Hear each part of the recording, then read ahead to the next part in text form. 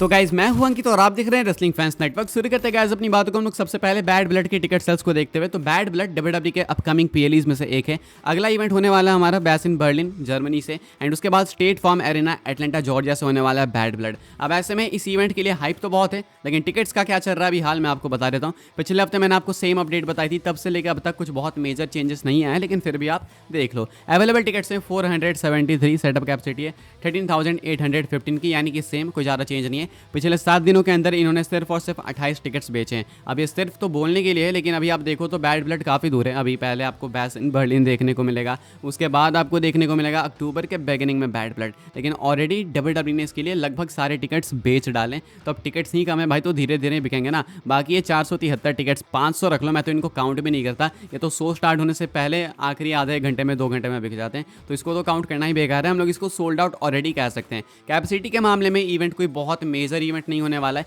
लेकिन हाइप के मामले में बहुत मेजर होने वाला है। मैच कार्ड के मामले में काफ़ी मेजर होने वाला है। वैसे हमने अपनी होप्स भी थोड़ी हाई रख ली है, बिकॉज डब्ल्यूडब्ल्यूई अब स्टेडियम शोज थोड़े ज़्यादा करती है, प्लस अभी समर स्लैम जस्ट हुआ तो होप्स थोड़े और ज़्यादा ऊपर आ चुके हैं। अब ऐसे में थोड़ा सा छोटा लग गया कैपेसिटी के मामले में, बट स्टिल मैच कार्ड वगैरह के हिसाब से देखोगे आप तो एक बहुत मेजर इवेंट होने वाला है मैच कार्ड के हिसाब से। इसीलिए बिकॉज मेन इवेंट में आपको हेल इन अ सेल मैच, हेल इन अ सेल स्ट्रक्चर वापस आते हुए देखने को मिलेगा। किसका किसका मैच होगा हेल इन अ सेल मैच के अंदर, मतलब हेल इन अ सेल स्ट्रक्चर के अंदर, वो आप जाके पिछली वीडियो देखोगे तो आपको मालूम चलेगा। आगे बढ़ते हैं गाइस, बात करते हैं अगली स्टोरी के बारे में।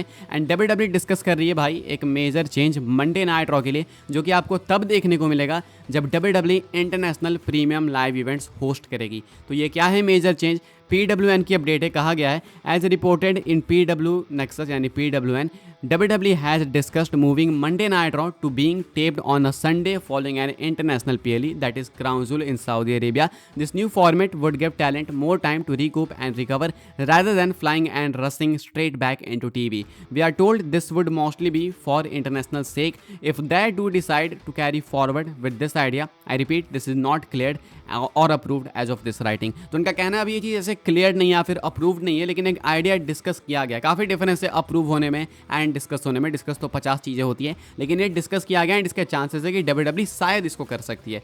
क्या है आइडिया? आइडिया ये है कि डब्ल्यूडब्ल्यूई जब भी international premium live events host करे तो उसके बाद मंडे नाइट रॉ को वहीं पर टेप करके वापस आए। ऐसा देखो, दिक्कत क्या होती है ना कि मान लो भी जैसे सऊदी का इवेंट होगा अभी 2 नवंबर को होने वाला है, तो ये सैटरडे को होने वाला है सऊदी में। इसके बाद क्या होता है कि मंडे नाइट रॉ होता है अमेरिका में। अब इसके लिए डब्ल्यूडब्ल्यूई को तुरंत इवेंट पैक करके खत्म करके वहां से निकलना पड़ता है। कई बार होता है फ्लाइट के साथ चक्कर लग गया, कई टैलेंट्स नहीं पहुंच पाते, तो ये हमेशा प्रॉब्लम है डब्ल्यूडब्ल्यूई के लिए एंड बनी रहती है। एंड अगर ये फॉर्मेट चला तो ऐसी बनी रहेगी, लेकिन अभी डब्ल्यूडब्ल्यूई इसको लेकर कोई ना कोई सॉल्यूशन ढूंढ रही है। एंड सॉल्यूशन ये है, डब्ल्यूडब्ल्यूई सोच रही है कि सऊदी का अगर इवेंट है तो वहां पे इवेंट करने के बाद मंडे नाइट रॉ हम लोग संडे को टेप कर लेंगे, लाइक सैटरडे को क्राउन जूल, संडे को मंडे नाइट रॉ वहीं पे टेप कर लेंगे एंड उसके बाद आराम से आएंगे। यानी कि कुछ भी हमें रश करने की नीड नहीं पड़ेगी, टैलेंट्स आराम से आ पाएंगे, रेस्ट मिल पाएगा। यानी कि वहीं पे थोड़ा एक्स्ट्रा वर्क कर लो, वापस इधर दौड़ धूप करने की नीड नहीं है ऐसा। अब ये सिर्फ सऊदी के इवेंट्स के लिए नहीं बल्कि बाकी इंटरनेशनल इवेंट्स के लिए भी एप्लीकेबल होगी चीज़, लेकिन ये डिपेंड करता है कि ये चीज़ डब्ल्यूडब्ल्यूई अप्रूव करती है या फिर नहीं। अभी ये आइडिया अप्रूव्ड नहीं है, डिस्कस्ड है,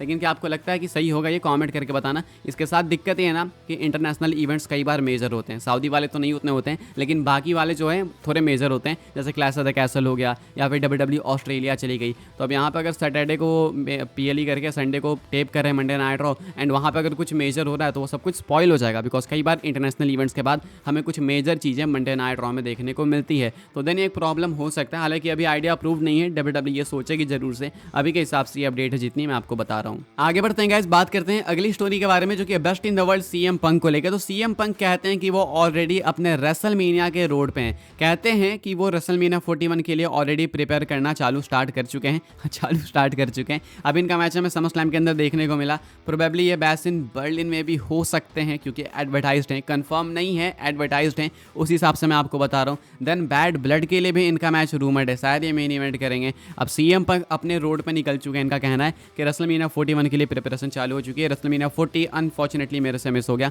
तो अब मैं अपने पहले रेसलमेनिया की तरफ एम कर रहा हूँ इतने टाइम बाद। क्या आपको लगता है कि रेसलमेनिया 41 में CM पंक वर्सेस सेथ रॉलिंस होगा, जो कि रूमर्ड है, या फिर कोई और मैच होना चाहिए CM पंक का? आप कमेंट करके बता सकते हो। अभी यही अपडेट है CM पंक को लेके। आगे बढ़ते हैं गाइस, हम लोग बात करते हैं अगली स्टोरी के बारे में एंड देख लेते हैं फ्राइडे नाइट स्मैकडाउन के एपिसोड की व्यूअरशिप। जो लास्ट एपिसोड हुआ गो होम शो समरस्लैम वाला, उसकी बात कर रहा हूँ मैं। इसकी व्यूअरशिप क्या निकल के सामने आई है, तो इंक्रीमेंट है एंड होना भी था बिकॉज इससे पहले का एपिसोड टेप था, तो यहाँ पे इंक्रीमेंट तो होना ही था। आप देख सकते होगे जो लास्ट एपिसोड गया इसकी व्यूअरशिप है 2.179 मिलियन। इससे पहले जो टेप हुआ था एपिसोड उसकी व्यूअरशिप थी 2.058। वैसे ये जो पिछला एपिसोड गया वो मेजर भी था, वहाँ पे ब्लड लाइन का टैग टीम मैच था टाइटल्स के लिए एंड वो चैंपियन बन भी गए।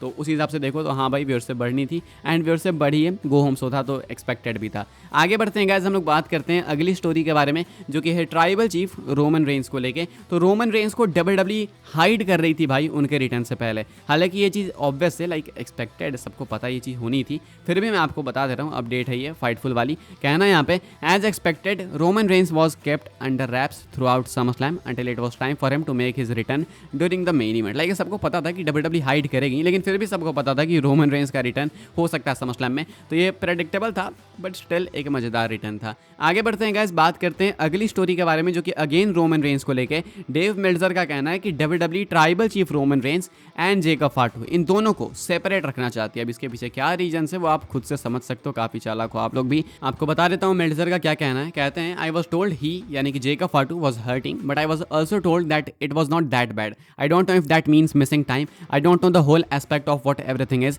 what they are going to do with the tag titles and everything, but the idea was to avoid any interaction with him and Roman Reigns यानी कि Jacob फाटू and Roman Reigns. So that part was there. He was supposed to be selling outside the ring from the table thing. कहना है यहाँ पे Meltzer का कि इनके injury को लेकर मुझे नहीं पता भाई क्या सीन है क्या नहीं, कितना ये हर्ट हो रहे हैं कितना नहीं, बट मुझे इतना पता है कि ये चीज़ इतनी ज़्यादा भी बैड नहीं है, यानी कि इतनी सीरियस भी इंजरी नहीं है। कहते हैं कि इसका मतलब मुझे ये भी नहीं पता कि क्या टेलीविजन से ऑफ लेने वाले, साथ में मुझे ये भी नहीं पता कि टैग टाइटल्स का क्या होगा क्या नहीं, यानी इनको कुछ नहीं पता है बेसिकली। उसके बाद कहते हैं बस मुझे इतना पता है, इतना आइडिया मुझे कि WWE अवॉइड करना चाह रही थी किसी भी तरीके का इंटरेक्शन रोमन एंड जेकब फाटू के बीच में। नहीं चाहते थे कि ये दोनों आपस में इन्वॉल्व हो। मैंने आपको पहले बताई ये चीज़ समरस्लैम रिटर्न से पहले कि पता नहीं WWE इसको कैसे क्या बुक करेगी, बिकॉज जेकब फाटू भी स्ट्रॉन्ग है, रोमन भी स्ट्रॉन्ग है, दोनों में से किसी को वीक नहीं दिखा सकते हैं। तो WWE इनके बीच के इंटरेक्शन को अवॉइड करना चाहती है। कहते हैं कि ये तो स्टार्टिंग से था इनके दिमाग में, WWE के दिमाग में। बाकी हाँ जेकब फाटू ये भी सपोज थे कि वो अपनी इंजरी को जो कि इन्होंने दिखाया टेलीविजन पे उसको रिंग के बाहर भी सेल करेंगे। तो वो सारी चीज़ें आपको देखने को मिली, कई फुटेज वगैरह निकल के सामने जहाँ पे ये अपने पैर को काफ़ी फेवर कर रहे थे। तो अभी के हिसाब से यही कुछ चक्कर है। अब क्या आपको लगता है कि एक फ्यूचर मैच के लिए WWE इन दोनों को अलग रख रही है, या फिर सिर्फ इसीलिए बिकॉज रोमन जस्ट वापस आए हैं तो अचानक रोमन को वीक नहीं दिखा सकते, ना ही जेकब फाटू को,